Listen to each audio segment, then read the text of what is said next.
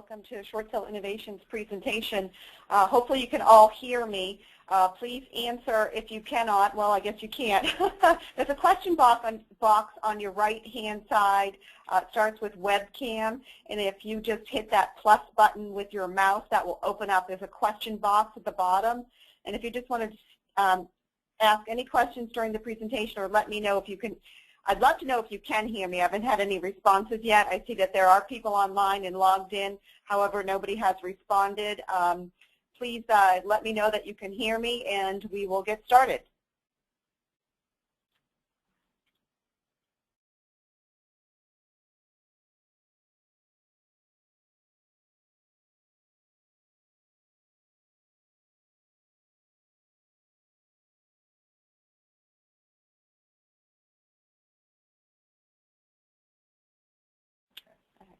Great. We're going to move on to the first slide. My contact information is here on the front slide. After today's recording, we will have the webinar available on our website, which is shortsellinnovations.com, and we'll send that out to you as well. We will have a log of the recording today. We'll have everyone's email. We'll send that out to you as well as have that posted on our website. Again, welcome to Short Sale Innovations presentation today. We're going to talk about the 2013 foreclosure listing strategies and foreclosure stats for 2013. And towards the end, we'll take a look at the stats for 2014 as well. See where the default market is going. So I want to first talk about some of the stats for 2013 so far. Overall, for 2013 in comparison to 2012, short sales were down. However, foreclosure auctions were up. So starting in May of 2013, Florida had the highest foreclosure auction month nationwide. It was also the highest in Florida since October of 2010. And this is according to, most of the stats I'll talk about today are according to RealtyTrack, which is one of the nation's leading tracking of foreclosures and defaults market search engine. So I'll be referring to them quite a bit. Most of the stats do come from RealtyTrack. What does this mean? A number of things. We have a lot of backlog in our court system, which we'll take a look at in a moment. That has led to the new fast track law, and it's designed to push the pending stagnant foreclosure matters out to auction. So we started seeing a real change and shift at the beginning, January, February, March of 2013 with our short sales and investors. The investors giving approval to the short sales became very tough on if there was a sale date already set or it was close to auction. They really were recommending for them to go to auction opposed to short sale. And the judges, as most of you have probably recognized if you've been doing short sales for the past 2 years, the court systems and the judges per counties have also become very tough on the older cases. And we'll talk about that a little more as we go along. The trend continued through June and July. We continued. Florida was #1 foreclosure state nationwide. Now, normally in the past, after 2010, from 2011 and 2012, we would typically. I'm looking at some of the questions in the queue. Give me a moment, please. Thank you for your response. We continue to see that pattern grow through June and July of 2013 with the foreclosure rate. Typically, we're in comparison with some of the other hardest hit states, which are Nevada, Arizona, California, parts of New York, and some other states. But we typically run neck and neck at 3rd and 4th position in 2011 and 12 with Arizona and Nevada. And the difference between our states is we in Florida have what we call a judicial foreclosure process, which means it's in jurisdiction of the court system. whereas other states have what we call non-judicial foreclosures, which means the court system is not involved in the foreclosure matter. They simply have a few compliance laws that they have to, laws that they have to comply with. As an example, a demand notice, typically they're 90 to 120 days long. They receive a demand notice from their lender, and then the next requirement is the lender publicizes in the local newspaper the foreclosure auction date, and that the property is auctioned off by a private auctioneer. Again, Florida is handled completely 100% by the court. The court handles the auction, and some of these stats that we'll talk about have also come through within the different county circuit courts as well. But July again continued to be #1 foreclosure state in the nation. And again, this is a direct result of the cases that we have pending and sitting in the system. The other non-judicial states, because they didn't get stuck in the system, their recovery of the market has been much quicker because they haven't got bottlenecked into the court. So the foreclosure rates from May through July, before the fast track law was implemented, and we'll talk about that, the changes in what happened in July. Foreclosure auctions, not new filings, we'll break that down. The foreclosure auction itself was where the bank takes possession of the bank or sells it to a third-party bidder, was up 110% in the state of Florida over 2012. And that's why really we saw fewer short sales, again, because the lenders got tough with those short sales. They were recommending foreclosure. So what happened? Because REOs, according to the MLS stats, are down as well. And that's because I want to point out third-party bidders can register at the county auction sites, and third-party bidders, typically investors, are bidding on these properties and taking possession of them and ownership of them prior to them coming onto the market as an REO. So an REO is defined as real estate owned by the bank. However, again, if an investor purchases it from the foreclosure auction, then they become the owner and the property never becomes an REO. Third-party bidders are up 50%. Online auctions, county auctions, up 50% over 2011 and 2012. So what I found is looking at the Florida, especially South Florida, MLS statistics over the past few months, it's very deceiving because it appears that short sales are down and REOs are down from them being listed in the MLS.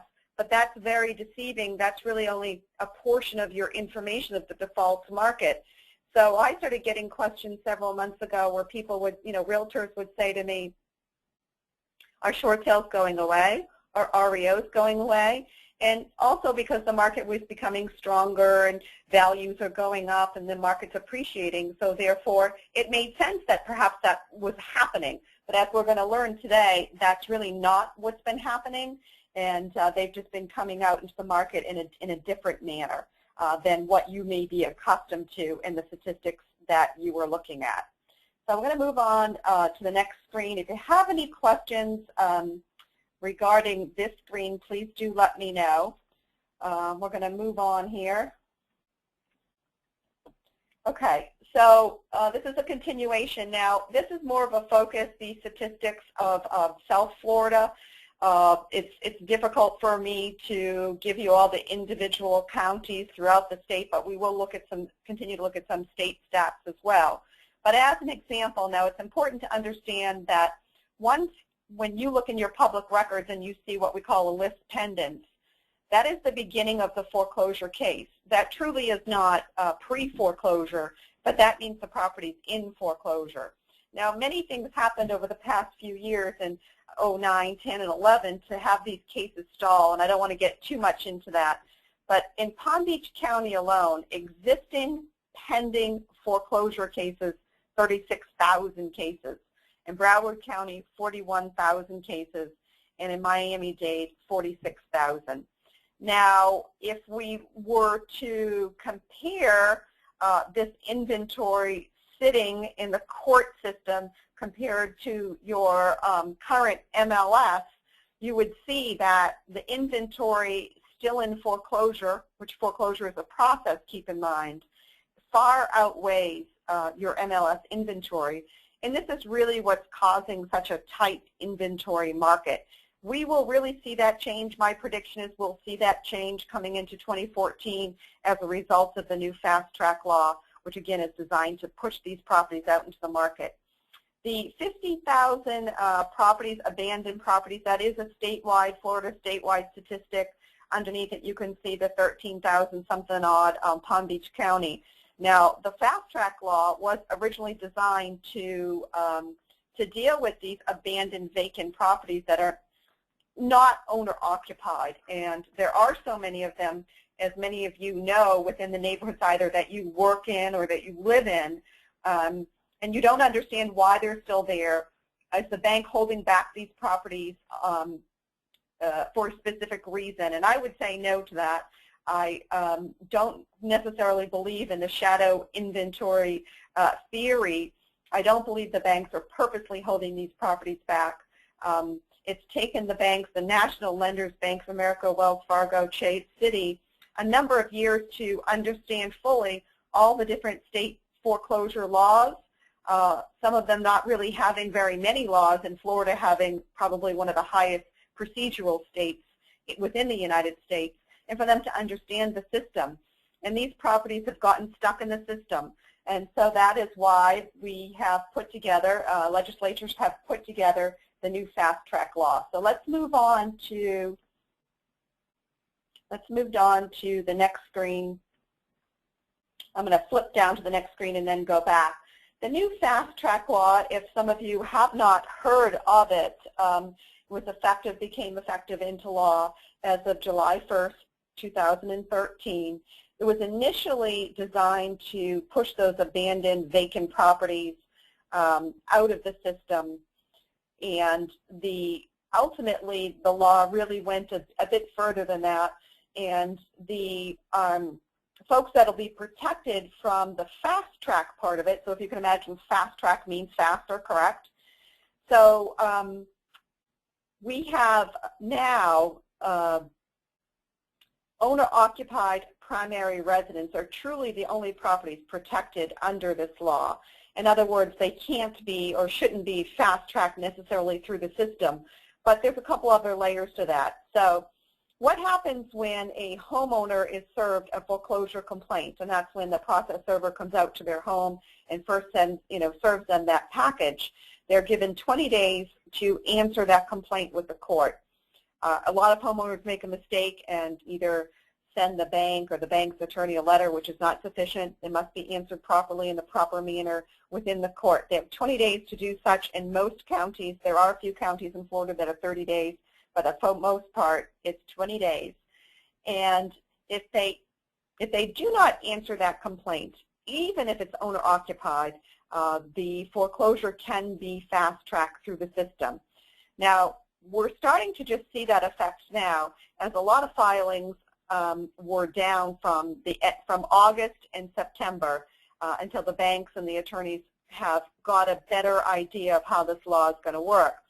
But the law is written as such that anywhere from after that 20-day notice, the court can set a sale date anywhere from 40 to 60 days from that date.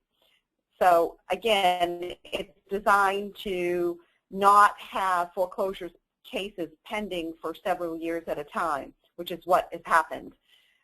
So we call them a non-answered complaint, or what we call a non-contested. So some folks hire as you have probably heard, a foreclosure defense attorney, and that foreclosure defense attorney will file certain affirmative defenses. When he files those affirmative defenses, then it's what we call a contested or litigated foreclosure matter. Those litigated matters, up until recently with the new fast track law, could be extended and could be argued for several years. And that's what homeowners have done. They've stayed in their home for 3, 4, 5 years without paying their mortgage. They do pay a monthly attorney fee to defend those cases. They're pretty standardized defenses that are used virtually in every case. And And a lot of those affirmative defenses have now, the burden of proof used to be on the bank, is now sort of on the homeowner.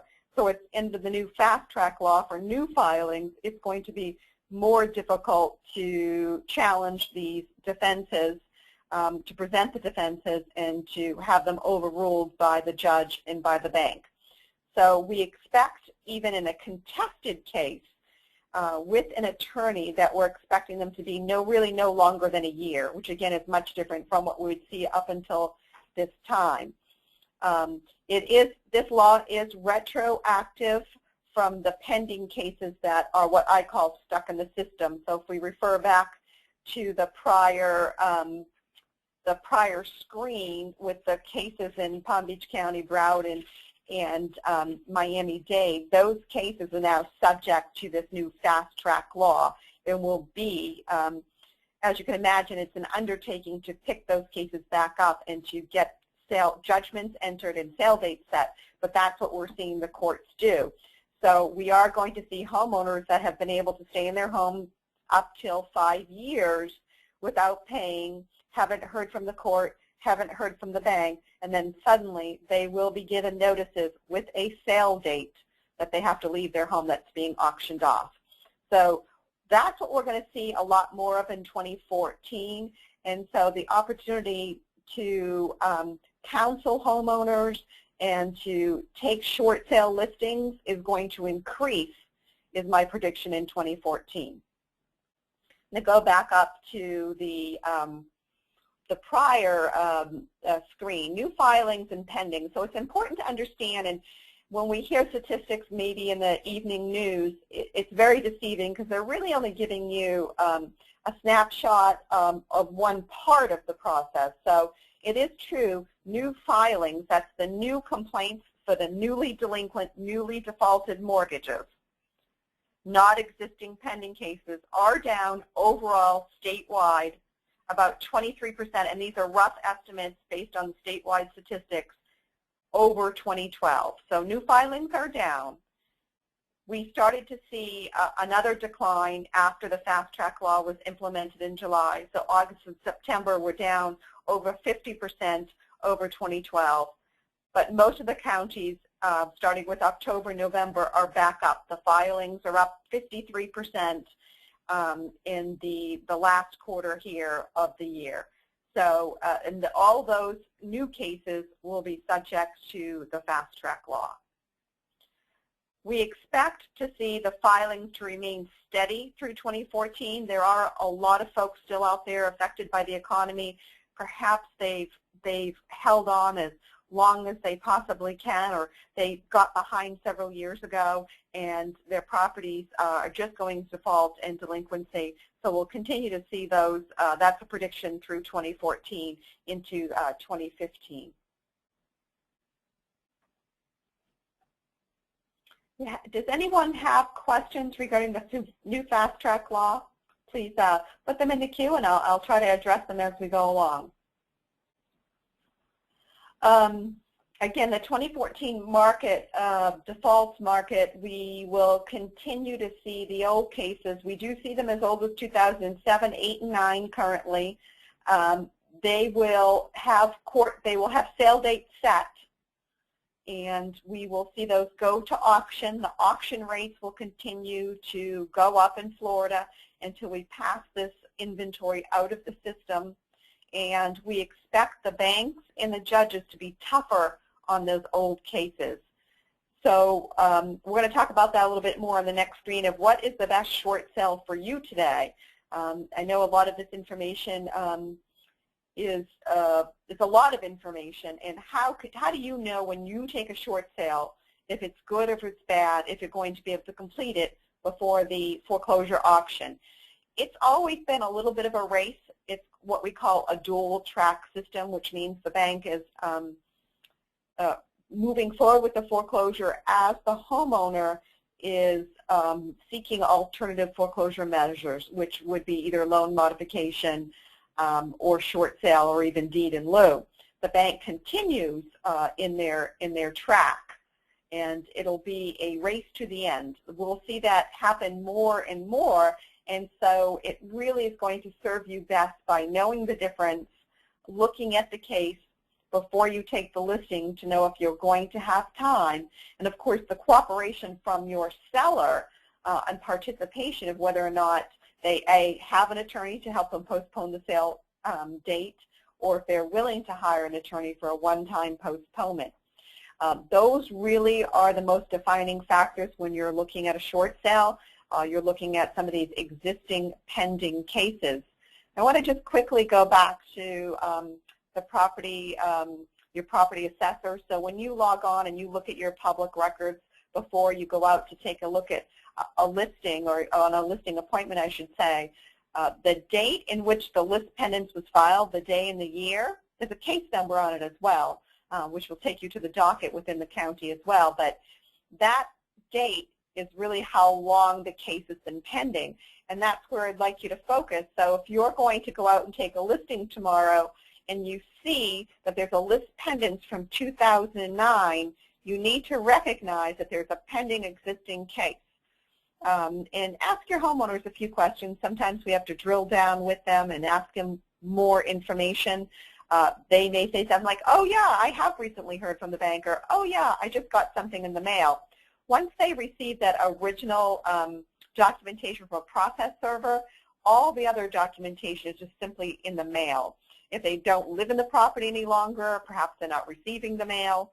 But a lot of times what I find when I speak to a homeowner, after a realtor calls me and asks me to speak with their homeowner, I find out that they know a lot more than they've told their realtor.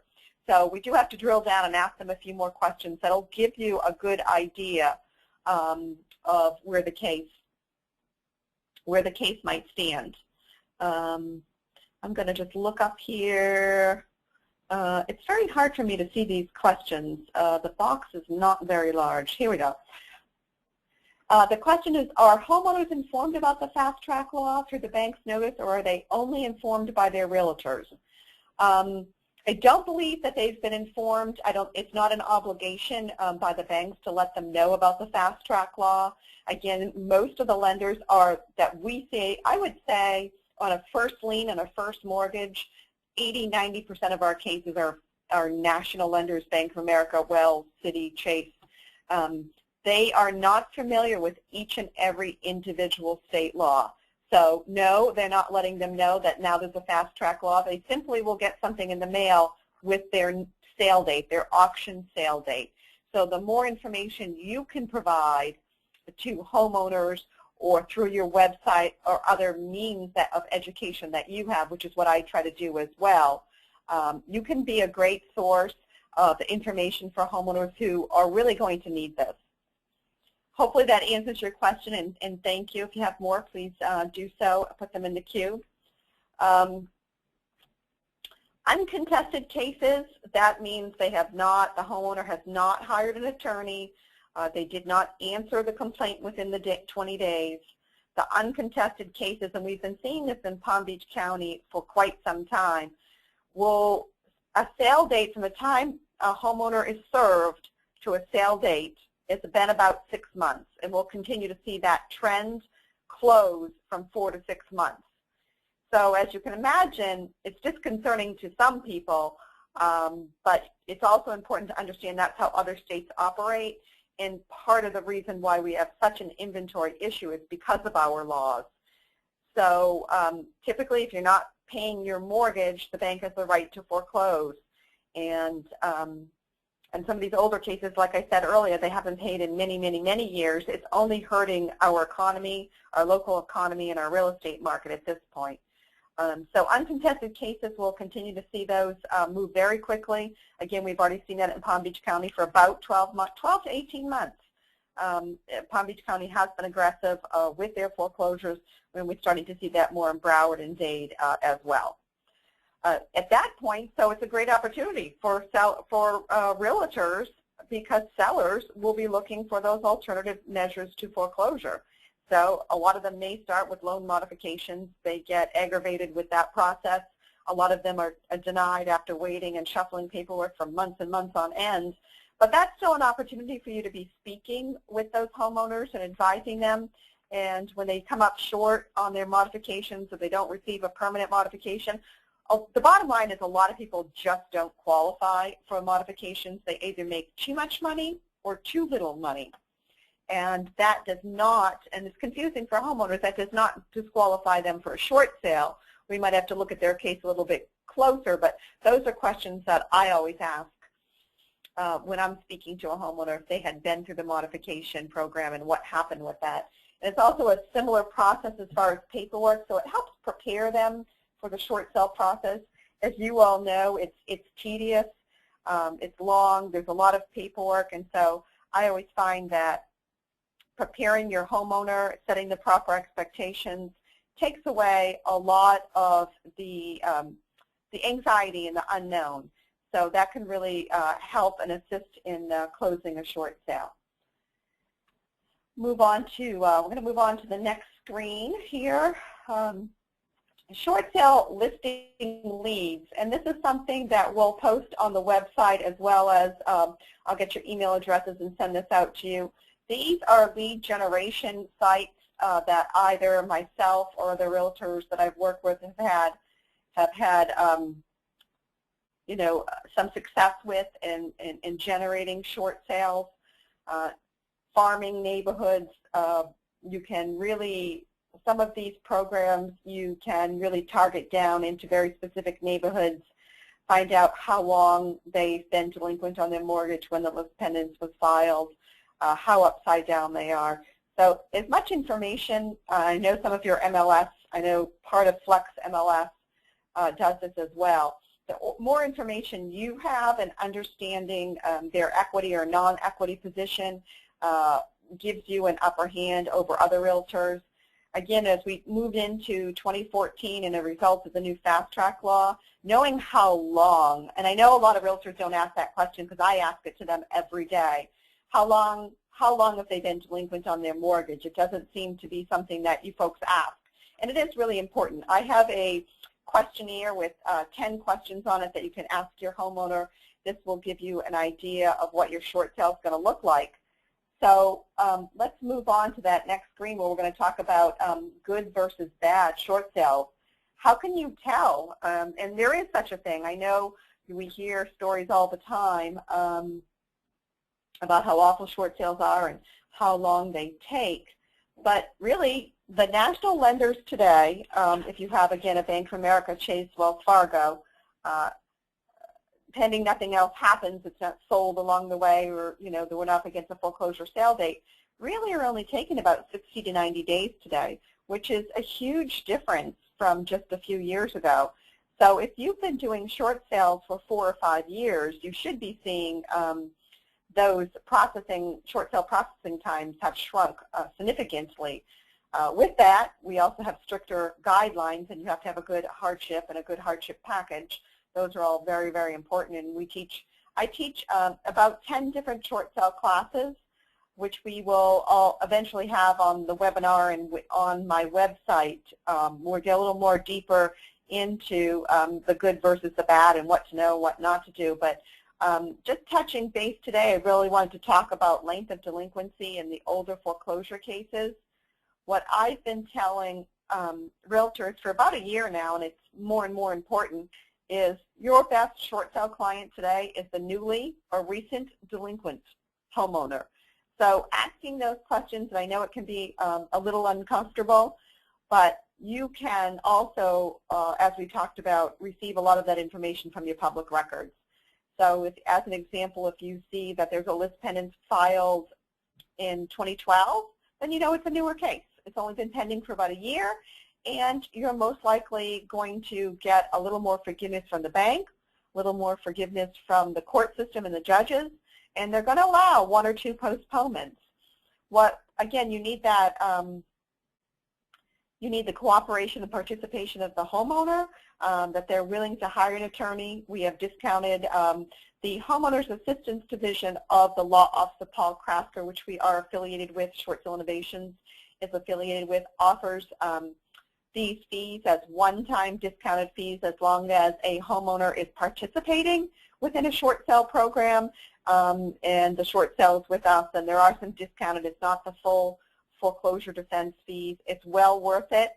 I highly recommend if your seller is that you have in foreclosure, even the newer cases, that you're having these conversations with them and letting them know that we're going to need some more time in order to complete that short sale.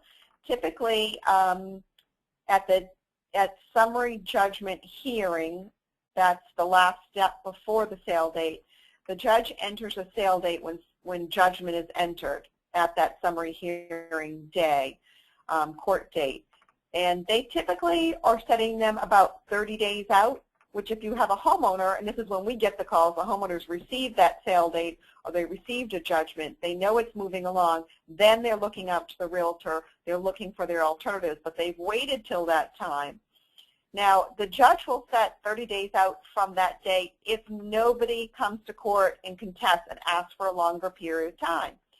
If the homeowner has representation and asks for 60, 90, 120 days, Your Honor, I have a short sale, I have a short sale pending, great, here I have a contract, it's even better, I have a contract, I need 90 days to complete this process.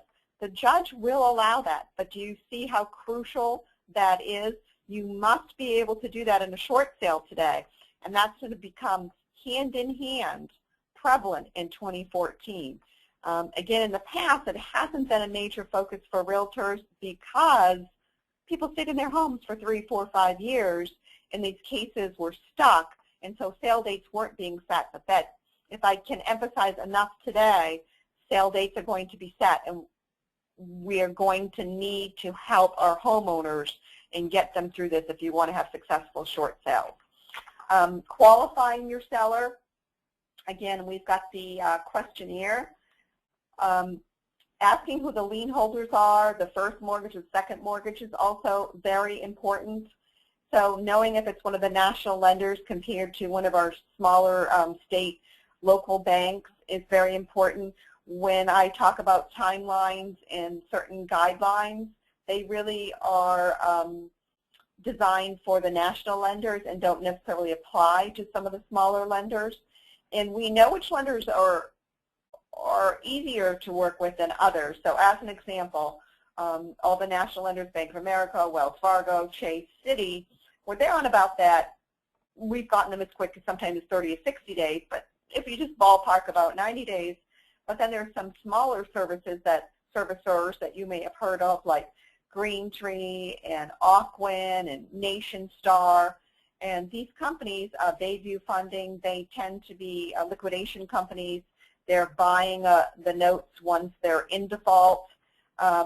Somebody, as an example, like Nation Star, we know for a fact they're going to take 6 to 8 months.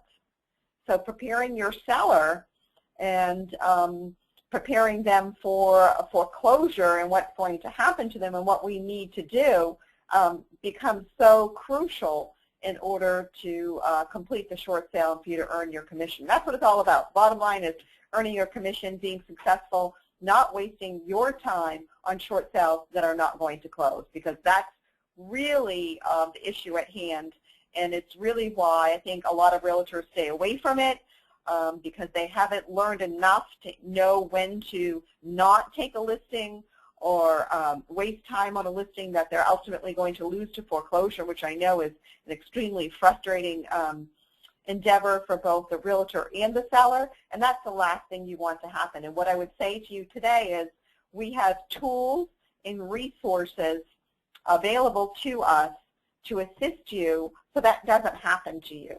And it's a great marketing tool once you have some of the successful short sales under your belt to be advertising and farming within those areas and communities really is key to earning additional business. I'm going to move on to if anybody has any questions on this screen. I'm going to move on to basically a summary of what everything we've gone and talked about today.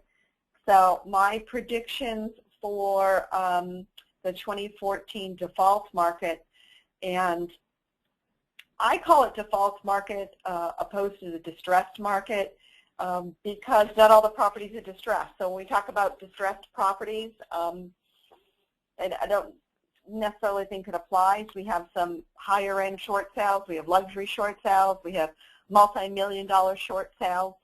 It goes across the board. There's a facet. We have the low end to the high end, from one end spectrum to the other, and some of them are in absolutely beautiful condition, as some of you know, and so I don't like to call them distressed properties, although the homeowner may be in distress, but I call them default. Sometimes I try to get you to shift your thinking and your mindset, and that's one of them. I call it the default market. So when somebody has defaulted on their note and their mortgage, what we're seeing today is a trend, and again, this is with national lenders. We're seeing about the 4-month mark, so about 120 days of delinquency, when the homeowner, about 3 months, 90 days that they're receiving their demand letter. The demand notice in Florida is good for 30 days. The lender will send a letter typically on the law firm's letterhead stating that they are delinquent. They're delinquent in their mortgage by X number of months. This is the total balance due today, including interest and penalties. You have 30 days to cure your default. And if you do not, and a lot of people don't understand this, if you do not cure your default before those 30 days are up, then the bank has the right to start the foreclosure proceedings. And if a homeowner tries to reinstate 4 months or 6 months or 8 months down the road, the bank doesn't let them. They don't have to let them once you're past the 30 days. And I hear that a lot. I hear from a homeowner that will say, yeah, I was delinquent about a year, but I was able to get caught up and the bank wouldn't let me. That's because once they're past the 30-day demand, they do not have to. So again, we're seeing that default period at about the 120-day mark. It's not exactly 30 days, but once somebody is delinquent 30 days, the mortgage is flagged, they pull a credit report, they do a drive-by PPO, they do an occupancy check. By the time they're sending out the demand notice and then the first foreclosure filing, they really know a lot about the property and the homeowner as this is all happening. So that's important to know and understand. So we'll see, I believe, we'll see short sales go up because homeowners, it may take them a while to hear, we're going to have to rely on the media and other sources to let homeowners know that they can no longer stay in their homes for multiple years without paying, and that foreclosure sales are moving along quickly. So we'll tend to see more homeowners reaching out. They may not even have time for loan modifications. They'll be reaching out to realtors for their short sales, and you are the leading expert, an expert in the field, and they're going to rely on you for this information. We'll continue to see foreclosure filings slightly down compared to 2012 and 2013. On average, I've checked, I try to stay on top of all the different counties and certainly within South Florida counties and filings on a month-to-month basis. So even if we didn't consider what's pending, the tens of thousands of cases pending to come out on the market, we're looking at new filings anywhere from 600 new filings a month up to 2,000 filings a month per county. We used to see those in more double digits, but that's what we're seeing on average now. So we'll continue to see that at a steady rate. So again, you've got the existing pending, you've got the newly defaulted, and we'll continue to see foreclosure auctions at an all-time high in the state of Florida. Again, that's why the fast track law was designed. And until we have this inventory back on the market, we're really not going to normalize the market. And as you know, the prices have continued to drive up and up and up as the result of supply and demand, which is always a huge factor in real estate. Demand has been extremely high in the past 8 to 9 months. Inventory has been extremely low. In the next 16 to 18 months, we should see a completely different shift and change in the inventory levels, which will hopefully stabilize the market and will stabilize the prices. Hope that it doesn't cause another bubble, That would be the other prediction, and I think there are some people that are predicting that. I think if we continue to have a steady stream of properties coming out of foreclosure opposed to tens of thousands at a time, then we will have a better chance of keeping the market steady.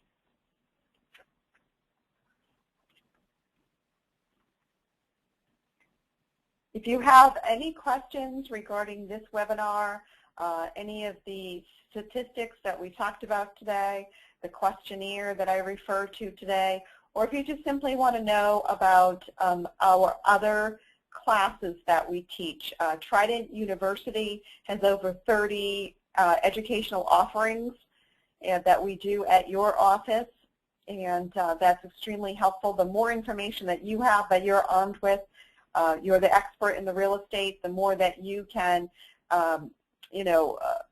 show your homeowner that you know, the more likely that they will list with you. So that's a huge resource. Again, if you have any questions regarding any of these subject matters, please feel free to reach out to me.